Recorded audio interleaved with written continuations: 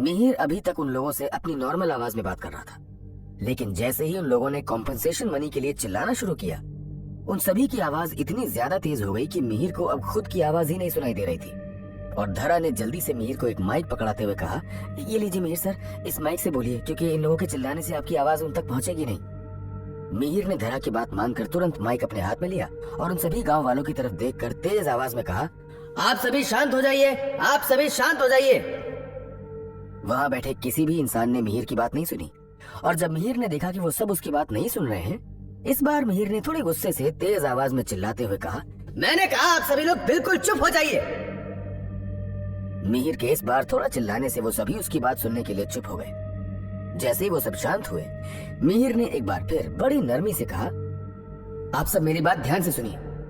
जरूर आप लोगों को कोई गलतफहमी हुई है। सबसे पहली बात तो ये कि हमने ये बॉडीगार्ड्स को आप सबको भगाने के लिए नहीं बुलाया है। आप सब यहाँ पर एक साथ बैठे हुए हैं, और एक साथ बैठे हैं तो कहीं जल्दीबाजी में किसी को कोई चोट न लग जाए, इसलिए बॉडीगार्ड्स यहाँ पर आए हैं। और दूसरी बात, इतना गर्म मौसम है, मुझे डर है कहीं आप लोगों को गर्मी की वजह से चक्कर ना आ जाए, आप बेहोश ना हो जाए, इसलिए मैंने आप सभी के लिए थोड़ा पानी मंगवाया है।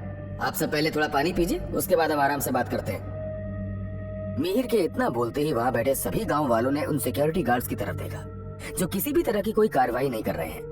बल्कि जैसे ही मिहिर ने ये बात बोली तो वहां खड़े सभी सिक्योरिटी गार्ड्स सभी गांव वालों में पानी बांटने लगे। तभी इस भीड़ में से एक बार फिर वही आवाज आई और उसने उन सभी गांव वालों को भड़काते हुए कहा, इन लोगों की चालाकियों पर तुम लोग ध्यान मत देना। ये लोग इसी तरह की छोटी छोटी चीजें करके हमें बहका देते हैं, लेकिन इस बार हम इनके बहकावे में नहीं आएंगे। मिहिर ने जैसे ही इस आदमी की बात सुनी, मिहिर समझ गया कि वो लोग जानबूझकर यहाँ पर परेशानी खड़ी कर रहे हैं और इस तरह की बात बोल रहे हैं ताकि वो लोग वेन्यू ग्रुप से पैसे ले सके।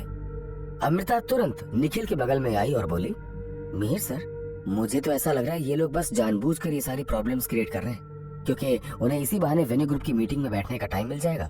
और देखिए, जैसे ही आपने इन लोगों से बैठकर बात करने के लिए कहा, कितने सारे लोग शांत हो गए हैं।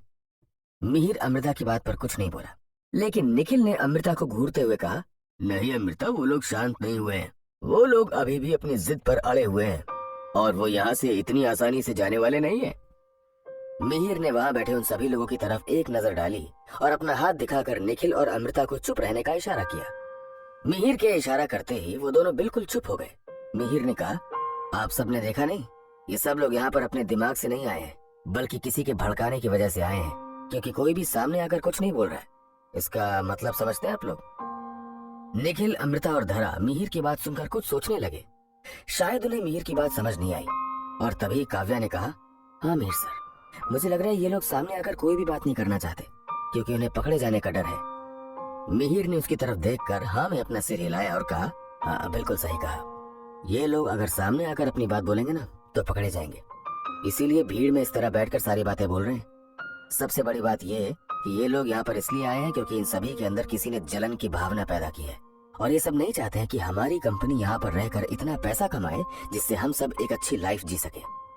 काव्या ने जैसे ही मिहिर की बात सुनी, वो बिल्कुल शॉक्ड हो गई, क्योंकि आज से पहले कभी भी काव्या ने इस तरह की सिचुएशन को संभाला नहीं है। इसलिए उसने मिहिर से पूछा, तो फिर अब हम क्या करेंगे सर? क्या हमारे पास इस प्रॉब्लम का कोई सोल्यूशन है?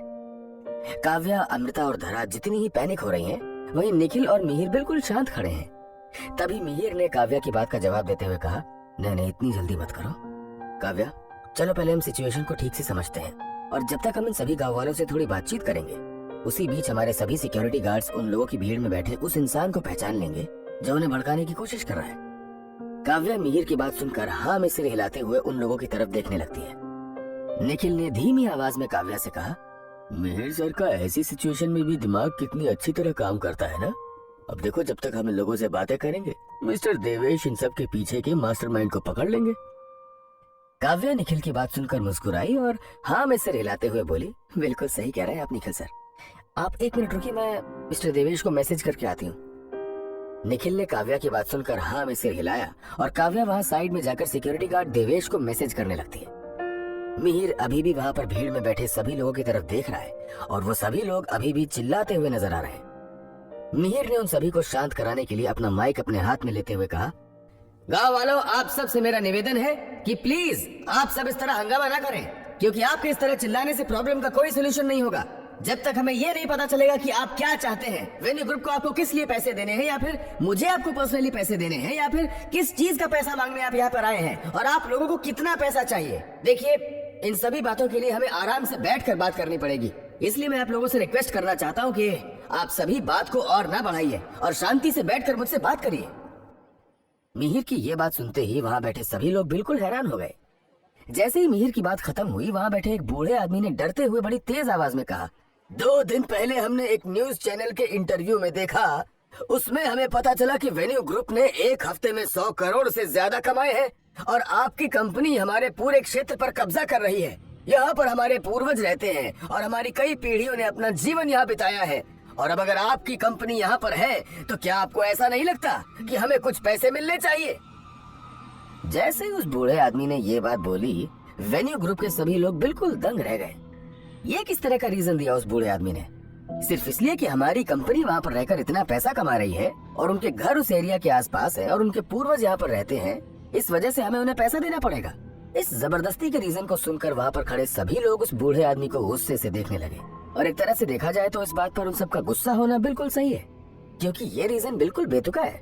इसीलिए इस बात को बोलने में भी वो बूढ़ा आदमी इतना ज्यादा हिचकिचा रहा है, क्योंकि उसे ये बात खुद पता है कि जो वो बोल रहा है वो सही नहीं है। मिहिर भी वहाँ खड़े होकर इस बेतुके रीजन का किस तरह से जवाब दे, यही बात सोच रहा है। अमृता तो गुस्से से उस बूढ़े आदमी को घूरती जा रही है और उसने धरा के कान के पास जाकर धीमी आवाज में कहा, यह बुढ़ा आदमी कितना बेतुका रीजन दे रहा है, मुझे तो इसकी बात सुनकर ही गुस्सा आ रही है। मेरा बस चलता ना तो मैं अभी इसको जाकर धक्के मार कर यहाँ से भगा देती। धरा ने अमृता की बात सुनकर कहा, नहीं अमृता मैम, ऐसा मत कहिए। अगर मिहिर सर ने सुन लिया तो वो इसके लिए भी आपको डांटेंगे। भले ये बूढ़े अंकल बिल्कुल गलत रीजन दे रहे हैं, लेकिन फिर भी वो उम्र में बड़े हैं, इसलिए इनके लिए इस तरह की बातें मत बोलिए। धरा की बात सुनकर अमृता ने उसकी तरफ घूर कर देखा और फिर ना में अपना सिर हिलाते हुए मिहिर के जवाब का इंतजार करने लगी। मिहिर ने बूढ़े आदमी की तरफ देखकर कहा, अंकल, ये बात सच है कि हमारी कंपनी बहुत अच्छे से पैसा कमाती है, लेकिन हम जो भी पैसा कमाते हैं उसका बड़ा हिस्सा वर्कर्स की सैलरी में जाता है। और वेन्यू ग्रुप ओल्ड सिटी में बिजनेस कर रहा है और हमने ओल्ड सिटी के लोगों को फर्स्ट प्रायोरिटी के रूप में काम पर रखा है और यहाँ पर गरीब लोगों की मदद भी की है। आप सब ने गौर किया होगा, यहाँ पर सभी लोगों की जिंदगी पहले से काफी ज्यादा बेहतर और बदल गई है। मिहिर की बात सुनकर उस बूढ़े आदमी ने इस बात पर गौर किया और उसने अपने मन में कहा, हाँ वैसे बात तो सही है, जब से ये कंपनी यहाँ पर आई है तब से हमारे गांव की हालत तो काफी ज्यादा सुधर गई है। वो ये बात अपने मन में सोच रहा है कि तभी मिहिर ने आगे कहा, भले ही हमने वेन्यू ग्रुप को ओल्ड सिटी में बनाया हो और जब से हमने अपनी कंपनी खोली है और जितना भी ओल्ड सिटी को रिन्यू करने में हमने टाइम लिया, चाहे घरों को तोड़ा हो और फिर से उन घरों को बनाया हो, उन्हें और ज्यादा मजबूती दी हो और मुआवजे के तौर पर भी हमने लोगों को उसी टाइम सारा पैसा दे दिया। हमने किसी को भी वेट नहीं कराया और न ही फालतू की फॉर्मेलिटी पूरी करने के लिए इधर से उधर भगाया। बिना किसी प्रॉब्लम के सभी को उनके पैसे दे दिए हमने। वहाँ बैठे सभी लोग मिहिर की बात सुनकर बिल्कुल चुप हो गए हैं। तभी मिहिर ने उस बूढ़े आदमी की तरफ देखकर कहा, फिर भी आप सब यहाँ पर एक साथ इकट्ठा हो गए हैं और हमसे बिना किसी रीजन के पैसे मांग रहे हैं, और मैं आप सबको ये पैसे दे भी देता, लेकिन आपने जो रीजन दिया है वो बिल्कुल बेतुका है। मिहिर की बात वहाँ बैठे सभी लोग काफी गौर से सुन रहे हैं, यहाँ तक कि मिहिर के सारे कंपनी के मैनेजर्स भी मिहिर की सारी बातें सुनकर खुश हुए और हाँ में सिर हिलाने लगे, क्योंकि उनमें से किसी के दिमाग में भी इस तरह का जवाब नहीं आया है और मिहिर ये बातें बड़ी ही शांति से बोल रहा है।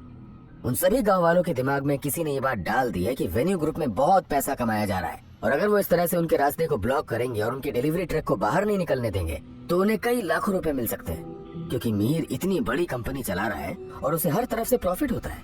तो एक तरह से देखा जाए तो मिहिर जीता जागता खजाने की पेटी है और वो दिल का भी अच्छा है, तो वो लोगों को दान भी काफी सारा देता है और मिहिर ने ऐसा कई बार किया भी है और जिन लोगों को वो नहीं भी जानता है उसने उन्हें भी बहुत सारा अमाउंट डोनेट किया है।